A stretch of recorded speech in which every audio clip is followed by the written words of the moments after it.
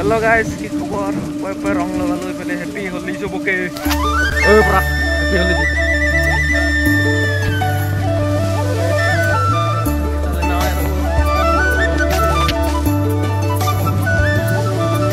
Happy Holi.